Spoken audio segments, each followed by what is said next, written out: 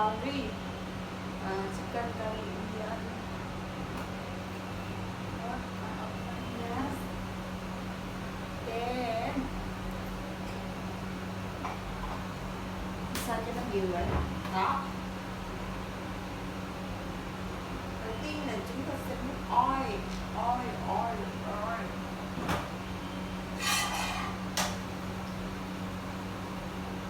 Chờ cho mình lúc phát.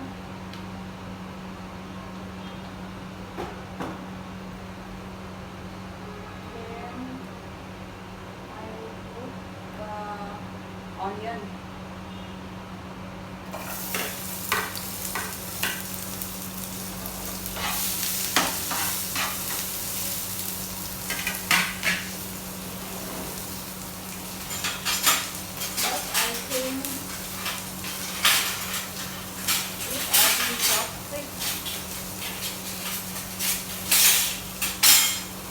If I use chopstick, then in the mouth only, then I use chopstick.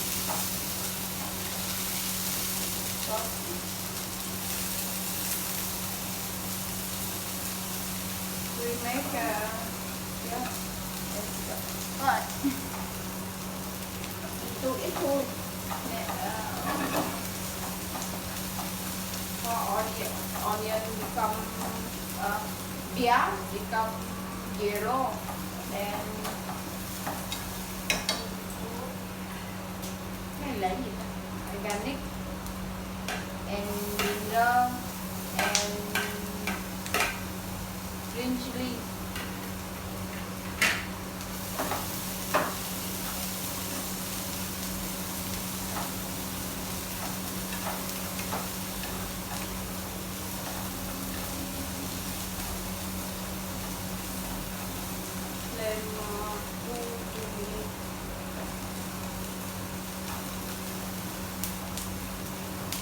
Today I go to market. Now I go for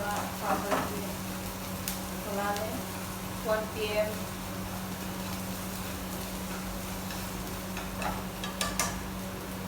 Then we will put tomato. I will mix because if I do cut then cook can become. My husband is don't want something hard, then I need mixing.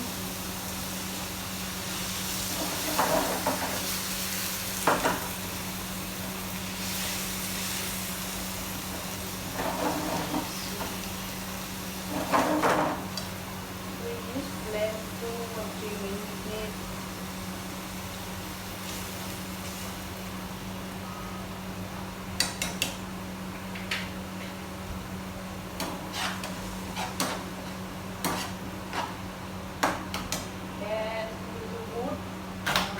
Lemak.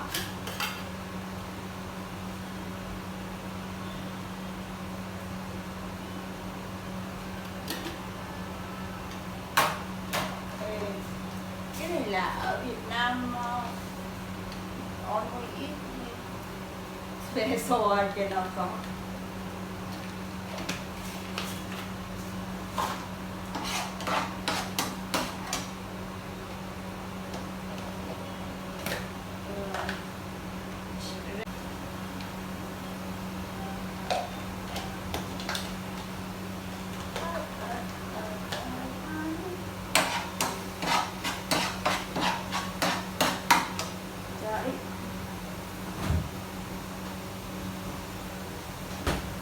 Cái này là chicken masala.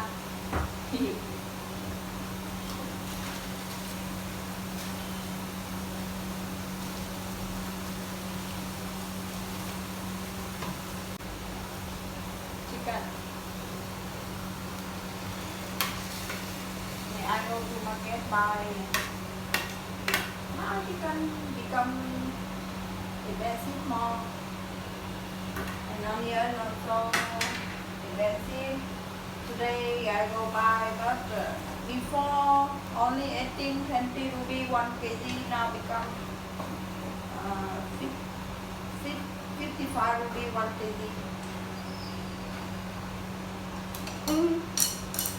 Trời ơi, rất Tôi rồi.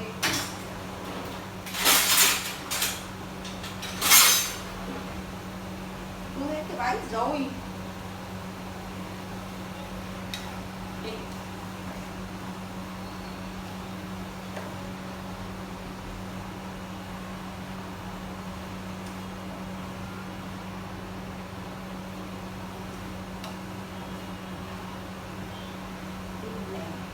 Chicken curry.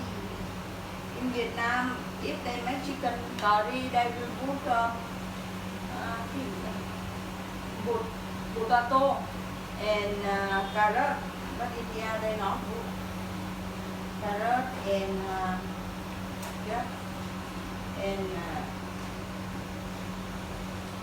coconut. I make India food and make mix both Indian style, Indian and Vietnamese.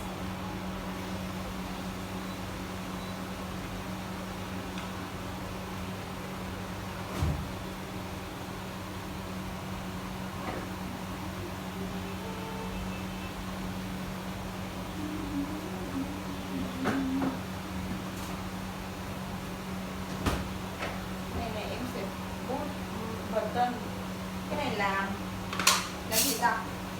Là bơ á, butter, là bơ của Ấn, bên India. Con chicken has fat more than I put.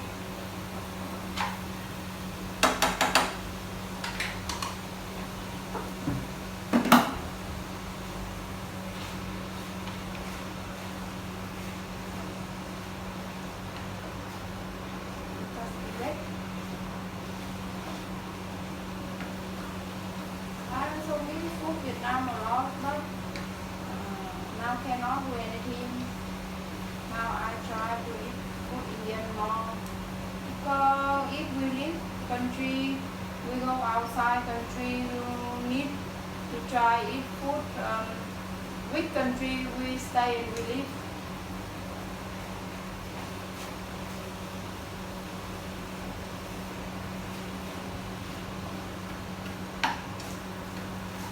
Đấy, gà của em rồi xong đấy. Bây giờ là chúng ta sẽ đổ nước vô. Bây giờ là chúng ta sẽ đổ water này, pani, put pani inside.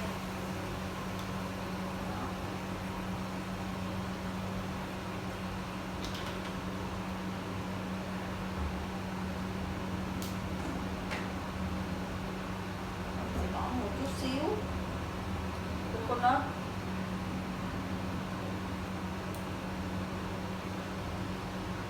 cho cái vị nó được béo. I don't know talk Hindi and I to talk English and Hindi not so good. Only my husband clean hand. Yes.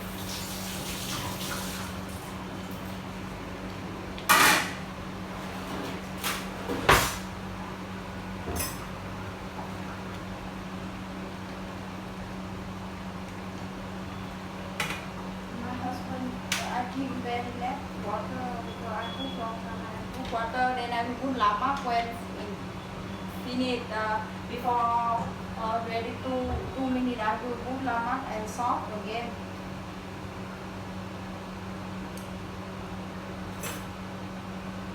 Now I will make champi.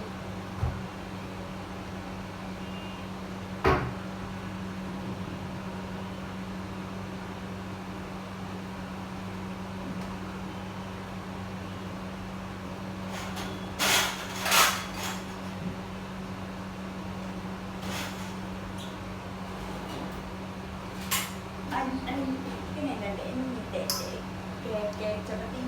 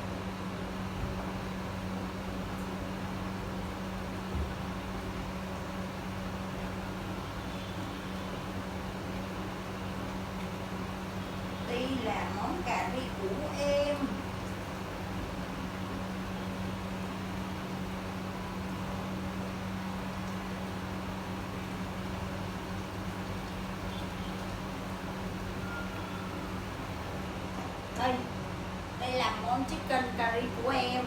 Xong rồi, finish. Bye bye. And everybody subscribe, like and subscribe for me. I will make more video because now lockdown I cannot go out long time, and I will show for everybody how I go to market, how I go to tuk tuk and everything. See you next video. Bye bye.